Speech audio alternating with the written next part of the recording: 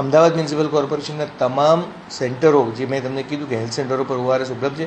કોઈપણ વ્યક્તિને જરૂરિયાત જણાય તો ત્યાંથી ORS પેકેટ્સ મેળવી શકે છે. દેન આપણે વાત કરીએ કે ગાર્ડન વિભાગ, તો સવારના 6 વાગ્યાથી રાતના 11 વાગ્યા સુધી તમામ ગાર્ડનો ખુલ્લા રહેશે. જે સોલિડ વેસ્ટના અમારા સફાઈ કર્મચારીઓ છે તેમનું પણ ખાસ ધ્યાન આ તબક્કે રાખવામાં આવ્યું છે. તેમને પણ સવારે જ્યારે કામ પર જાય ત્યારે પીવાના પાણી સાથે લઈને જાય એ સૂચના આપવામાં આવી છે. બીજું કે જે આપણે વાત કરીએ કે અર્બન જે શેલ્ટર હોમ્સ છે એ શેલ્ટર હોમ્સમાં પણ પીવાના પાણી ORSની વ્યવસ્થા છે.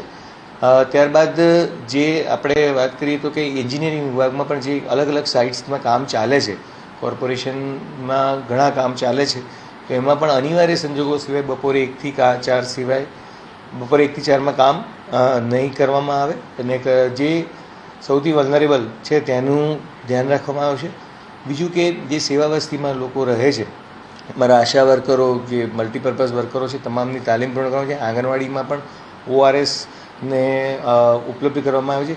તો એ લોકો 1 to 1 કર્મચારીઓ સંપર્ક કરી કે એક આશા વર્કર અંદાજિત 500 ઘરોમાં અલોટેડ છે અને લગભગ બધા ભેગા થઈ અને 6 થી 7 લાખ ઘરો કે જે ખાસ કરીને સ્લમ અને સ્લમ લાઇક વિસ્તારોમાં છે એમના સંપર્કમાં છે. સો એમને સેન્સિટાઇઝ કરી અને લોકોને કોઈ પણ તકલીફ ન પડે એ માટે પૂરતી તકેદારીની વ્યવસ્થા કરવામાં આવી છે.